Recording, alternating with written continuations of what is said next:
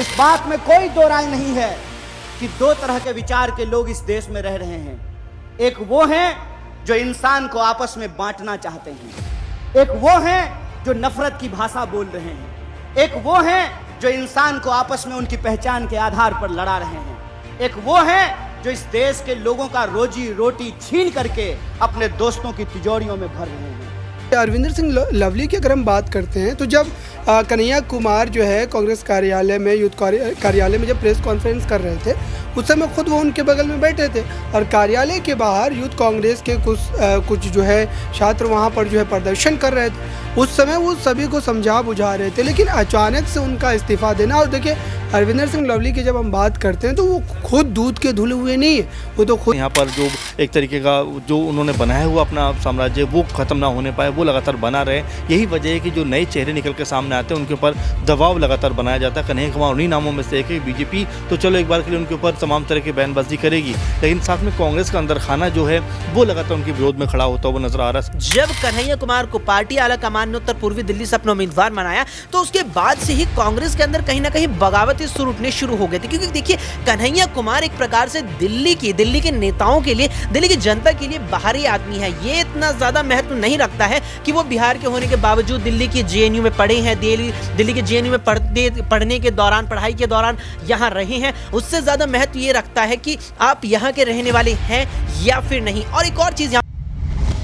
क्या उत्तर पूर्वी दिल्ली से कटेगा कन्हैया कुमार का टिकट? ये बातें अब इसलिए उठ रही हैं क्योंकि जिस तरीके से कन्हैया कुमार के खिलाफ कांग्रेस पार्टी के ही कार्यकर्ता और नेताओं ने बगावत की स्थिति पैदा कर दी है। बताते चलें कि कन्हैया कुमार का लगातार कांग्रेस पार्टी में विरोध शुरू हो चुका है कि आखिर कन्हैया कुमार को बिहार की बजाय दिल्ली से टिकट क्यों दिया गया। इसके साथ ही आज कांग्रेस में एक बड़ी घटना देखने को मिली, जिस तरीके से दिल्ली प्रदेश अध्यक्ष ने अरविंदर सिंह लवली ने इस्तीफा दे दिया अपने पद से। और कहीं ना कहीं अब जो है कांग्रेस में इस बात को लेकर के काफी ज्यादा घमासान मचा हुआ है। बताते चलें कि जिस तरीके से अब मनोज तिवारी के खिलाफ कन्हैया कुमार को चुनावी मैदान में उतारा गया है, इसके बाद से पार्टी में लगातार अब जो है कन्हैया कुमार का विरोध देखने को मिल रहा है। स्थिति यहां तक बन गई है कि आज लवली सिंह ने इस्तीफा सौंपा, उसके बाद से कन्हैया कुमार का वो जिक्र करते हैं और साफ तौर पर कहते हैं कि कन्हैया कुमार आम आदमी पार्टी के झूठे जो काम है उसका प्रचार प्रसार कर रहे हैं और आम आदमी पार्टी के भरोसे जो है उनके समर्थन में बोलते हुए नजर आ रहे हैं। बताते चलें कि आम आदमी पार्टी और कांग्रेस पार्टी का दिल्ली में गठबंधन है। कांग्रेस दिल्ली की 3 सीटों पर चुनाव लड़ रही है, वहीं आम आदमी पार्टी को 4 सीटें मिली हैं। इसी वजह से कहीं ना कहीं कांग्रेस के कार्यकर्ता और कुछ पार्टी के नेता हैं वो अब जो है गुस्साए नजर आ रहे हैं और कहीं ना कहीं पार्टी के खिलाफ ही अब उतर पड़े हैं। और आज कांग्रेस के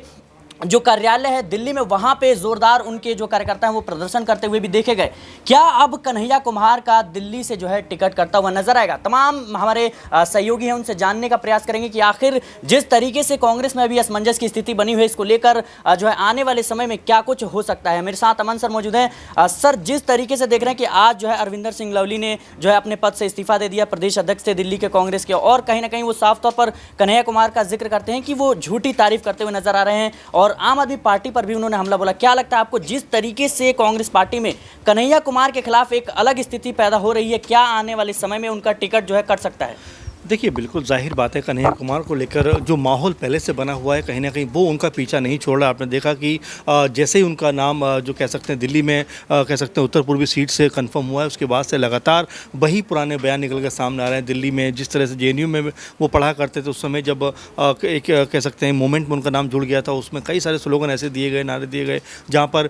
विवाद खड़ा हो गया था, उसमें कन्हैया कुमार का नाम निकल कर सामने आया। हालांकि अभी तक ये तय नहीं हो पाया कि वो उसमें शामिल थे या नहीं शामिल थे, लेकिन बीजेपी के लोग जब तक उनका इसी सब मुद्दों पर घेरते हुए नजर आते हैं, टुकड़े टुकड़े गैंग हो या 12 तेरे टुकड़े होंगे हजार, तमाम तरह की इस तरह की बातें उस समय निकल कर सामने आई थी, जो अभी भी कन्हैया कुमार का पीछा नहीं छोड़ रहे हैं। ये राजनीति में एक जो है पहली बार हुआ है कि पक्ष और विपक्ष तो हमेशा से ही एक दूसरे पर कटाक्ष करते हुए आए हैं? देखिए, मैं पूरा कंप्लीट कर लूँ अपना, क्योंकि देखिए जिस तरह से हम सिर्फ कांग्रेस पार्टी की नहीं बल्कि बीजेपी की जो यहाँ पर 2 बड़ी पार्टियाँ उनकी बात करते हैं, क्योंकि जिस तरह से कांग्रेस पार्टी की मजबूत साख रही है, यहाँ पर मजबूत नेता रहे हैं यहाँ पर, वो हमेशा से इस बात को लेकर लगातार कोशिश में रहते हैं कि उनकी जो कह सकते हैं यहाँ पर जो एक तरीके का जो उन्होंने बनाया हुआ अपना साम्राज्य वो ख़त्म ना होने पाए, वो लगातार बना रहे। यही वजह है कि जो नए चेहरे निकल के सामने आते हैं उनके ऊपर दबाव लगातार बनाया जाता है। कन्हैया कुमार उन्हीं नामों में से एक है। बीजेपी तो चलो एक बार के लिए उनके ऊपर तमाम तरह की बयानबाजी करेगी, लेकिन साथ में कांग्रेस का अंदर खाना जो है वो लगातार उनके विरोध में खड़ा होता हुआ नजर आ रहा है। संदीप दीक्षित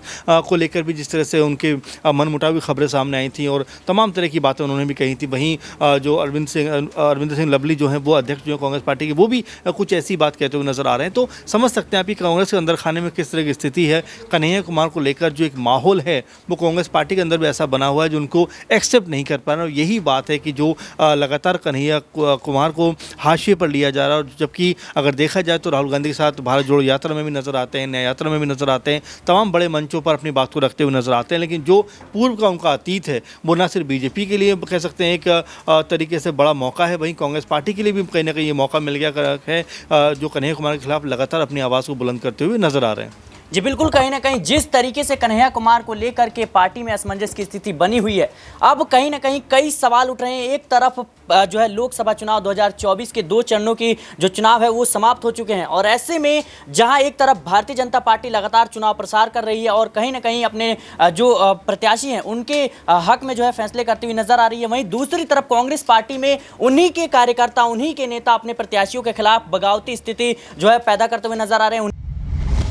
कहीं ना कहीं कन्हैया कुमार को लेकर के तमाम तरह की बातें जो हैं वो सामने आ रही हैं। एक तरफ जेएनयू को लेकर के और अनुराग ठाकुर भी लगातार उन पर हमला बोलते हुए नजर आते हैं। वो तमाम जो पहलू हैं, क्या यही वो बड़ी वजह है कि कन्हैया कुमार का लगातार विरोध हो रहा है, या फिर कोई और वजह हो सकती है? हमारे साथ अक्षय हैं, उनसे जानने का प्रयास करेंगे कि जिस तरीके से अभी जो है कांग्रेस में स्थिति बन रही है कन्हैया कुमार के लिए, कैसे देख रहे हैं आप? क्या इसके पीछे के मायने हो सकते हैं? आने वाले समय में क्या कुछ प्रभाव देखने को मिल सकता है? देखिए, जिस तरीके से अरविंदर सिंह लवली ने अपना इस्तीफा सौंपा है और लंबे वक्त से, अभी से नहीं, वे काफ़ी सालों से कांग्रेस के प्रदेश अध्यक्ष थे, दिल्ली की कमान संभाल रहे थे, और जिस तरीके से बीजेपी के खिलाफ कांग्रेस ने सबसे तो पहले आम आदमी पार्टी के साथ दिल्ली में गठबंधन किया और जो 3 सीटें आपके खाते में आई उन 3 में से 1 सीट पर कन्हैया कुमार को उम्मीदवार बना दिया। अब जो शेष 2 सीटें थी, या कहें कि जो 3 सीटें थी, वहां 2 यहाँ प्रबल दावेदार थे, या 2 बड़े ऐसे नेता थे कांग्रेस के अंदर जो सीटों की या कहीं टिकट की लगातार मांग रख रहे थे। उसमें से एक नाम तो यही अरविंदर सिंह लवली थे। इसके अलावा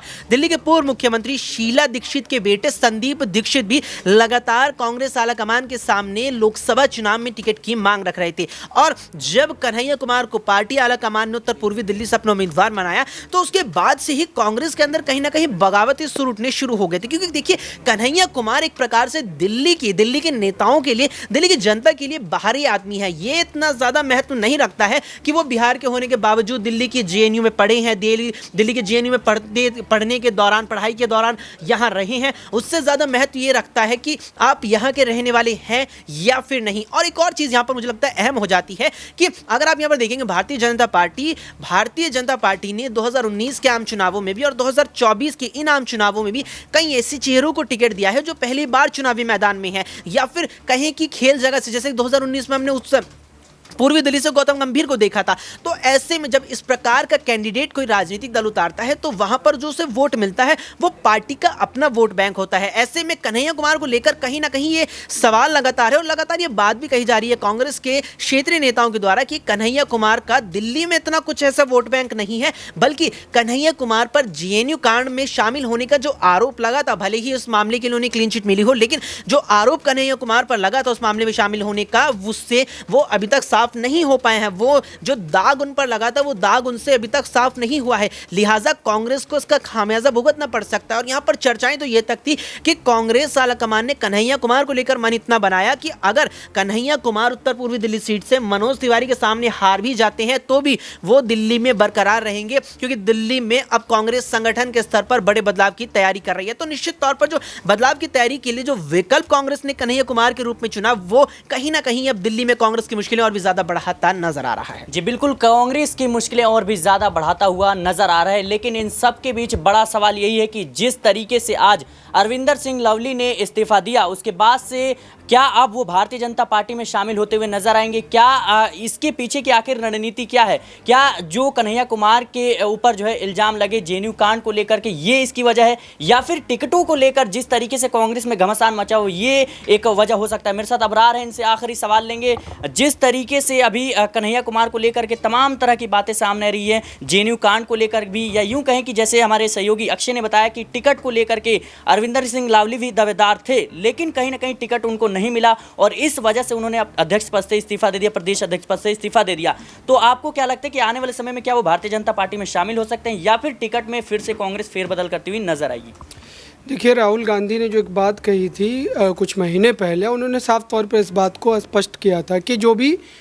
कांग्रेस में आरएसएस के एजेंट है या फिर भाजपा की आइडियोलॉजी से कहीं ना कहीं इत्तेफाक रखते हैं, वो पार्टी को छोड़कर चले जाएं। तो मुझे लगता है कि आखिर समय पर, चुनाव के समय पर प्रदेश अध्यक्ष का इस्तीफा देना ये दर्शाता है कि आपको जो कांग्रेस पार्टी ने दिया और इतने लंबे समय तक आप पार्टी के इस बड़े पद पर जो है लगातार अपने कार्य को अंजाम देते रहे, लेकिन आखिर समय पर अब सोचिए, अरविंदर सिंह लवली की अगर हम बात करते हैं तो जब कन्हैया कुमार जो है कांग्रेस कार्यालय में, यूथ कार्यालय में जब प्रेस कॉन्फ्रेंस कर रहे थे, उस समय खुद वो उनके बगल में बैठे थे और कार्यालय के बाहर यूथ कांग्रेस के कुछ जो है छात्र वहाँ पर जो है प्रदर्शन कर रहे थे। उस समय वो सभी को समझा बुझा रहे थे, लेकिन अचानक से उनका इस्तीफा देना। और देखिए, अरविंदर सिंह लवली की जब हम बात करते हैं तो वो खुद दूध के धुले हुए नहीं है, वो तो खुद ही कई पार्टियों को छोड़ते छोड़ते यहाँ तक पहुँचे। तो मुझे लगता है कि इसको अन्यथा लेने की ज़रूरत नहीं है, क्योंकि चुनाव के समय पर जिस नेता को जहाँ से ऑफर बड़ा मिलता है वो उस तरफ ज़रूर अपने कदम बढ़ाता है। और कांग्रेस पार्टी ने उसके बावजूद भी एक पहल ज़रूर की है। जहाँ तक कन्हैया कुमार का विरोध करना हो या फिर कन्हैया कुमार के टिकट मिल जाने के बाद उसके खिलाफ लगातार एतराज़ का अपना दर्ज करवाना हो, मुझे लगता है कि कन्हैया कुमार को जो कांग्रेस पार्टी ने जिम्मेदारी अब तक सौंपी है और जिस ढंग से उन्होंने भारत जोड़ो यात्रा में अपनी भूमिका निभाई है, उस आधार पर कहीं ना कहीं उनको टिकट मिलना चाहिए था। और अब अगर कांग्रेस पार्टी को युवा वर्ग में अपनी वो छाप जो है स्थापित करनी है तो उन्हें इस तरीके के चेहरों को लेकर के आगे बढ़ना पड़ेगा। भले ही उनके ऊपर जेएनयू कांड को लेकर के लगातार एक मीडिया लॉबी जो है उनको बदनाम करने के लिए एक कोशिश की, लेकिन उसके बावजूद भी अगर आज वो मेन स्ट्रीम की राजनीति में लगातार अपने बयान, अपने पक्ष रख पा रहे हैं, उसके बावजूद भी सारा का सारा तंत्र उनके खिलाफ जब लगाया गया था, उसके बावजूद भी आप गिरफ्तारी करने के बाद भी उन तमाम मामलों को साबित नहीं कर पाए, तो इससे ये साफ होता है कि आखिरकार सरकारी एजेंसियों का कैसे दुरुपयोग किया जा रहा है। मुझे लगता है कि इस समय जो नॉर्थ ईस्ट दिल्ली की उस सीट को लेकर के इतना घमासान हो सकता है कि भाजपा इसके पीछे हो, क्योंकि भारतीय जनता पार्टी में कभी वो खुद अरविंदर सिंह लवली रह चुके हैं। तो इसके कई पहलू हैं, लेकिन अब तक मल्लिकार्जुन खड़गे ने जो इस पूरे मामले पर जो है अपना बयान जो है वक्तव्य की बात करें, उन्होंने यही कहा है कि जो है इस पूरे मामले पर केशव वेणुगोपाल को जो है इसको काम पर लगाया गया, इनको बातचीत करने को कहा गया। अब देखिए कि आने वाले 1-2 दिन में क्या स्थिति बनती है, और ख़ास करके अगर कन्हैया कुमार की दावेदारी को वापस लिया जाता है तो ये कांग्रेस पार्टी के लिए जो है ख़तरनाक हो सकता है, क्योंकि कन्हैया कुमार की एक अपनी व्यक्तिगत सोच और एक अपनी जो है व्यक्तिगत पहचान बड़ी है, और मुझे लगता है कि इस पहचान के साथ कांग्रेस पार्टी को भी एक बड़ा राजनीतिक लाभ जो है आने वाले भविष्य की राजनीति में मिल सकता है। जी बिल्कुल, कहीं ना कहीं आने वाले समय में कांग्रेस को बड़ा राजनीतिक लाभ मिल सकता है, लेकिन उससे भी बड़ा सवाल यही है कि जिस तरीके से कन्हैया कुमार के खिलाफ पार्टी के कार्यकर्ता, पार्टी के नेता साफ तौर पर विरोध करते हुए नजर आ रहे हैं, क्या कुछ अब कांग्रेस जो है कड़ा फैसला लेती हुई नजर आएगी? क्या अरविंदर सिंह लवली अब आने वाले समय में भारतीय जनता पार्टी में शामिल होते हुए नजर आएंगे? ये तमाम सवाल है जिनके जवाब आने वाले समय में हम आपको बताएंगे। फिलहाल के लिए इस खबर में इतना ही। देश और दुनिया की तमाम खबरों के लिए बने रहे नेशनल पॉलिटिकल बाइट के साथ।